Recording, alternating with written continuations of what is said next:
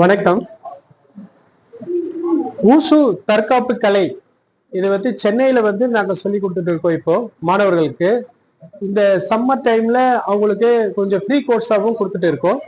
இந்த கலையை அவங்க கத்துக்கிட்டாங்கன்னா இந்த கலையுடைய அவங்களுடைய மனசு, அவங்க மைண்டு, அவங்க உடம்பு மூணுமே வந்து மனசு வந்து நல்ல ஒரு தெளிவா இருக்கும்.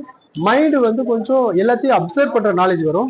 உடம்பு வந்து நல்ல ஸ்பீடு, பவர் எல்லாமே கிடைக்கும் இந்த கலையை கத்துக்கிட்டாங்கன்னா.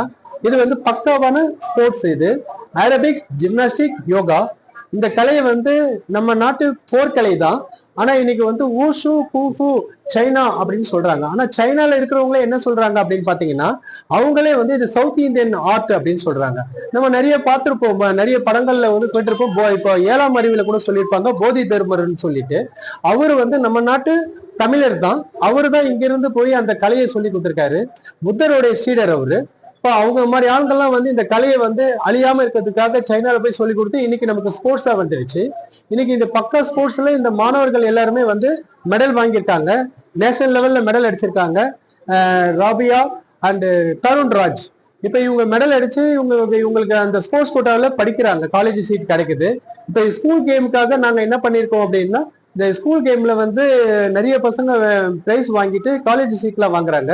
இப்ப இந்த ஸ்கூல் கேம்னு வரும்போது கார்பரேஷன் ஸ்கூல் பசங்க எல்லாருக்குமே வந்து நான் ஃப்ரீயா கோச் பண்ணலாம் அப்படின்ட்டு எனக்கு ஒரு ஆசை இருக்கு. ஏன்னா அவங்களும் ஸ்போர்ட்ஸ் கோட்டாவில் அவங்களுக்கும் அந்த ஸ்போர்ட்ஸ் கோட்டா கிடைக்கணும், காலேஜ் சீட்டு ஃப்ரீயா இடம் கிடைக்கணும். இன்னொன்று இந்த தற்காப்பு கலை கத்துக்கிட்டாங்கன்னா அவங்க டிசிப்ளினா இருப்பாங்க, உடம்பு ஆரோக்கியமா இருக்கும். அதனால அவங்களுக்கு வந்து இந்த கலையை சொல்லி கொடுக்கலான்றது என்னுடைய விருப்பம்.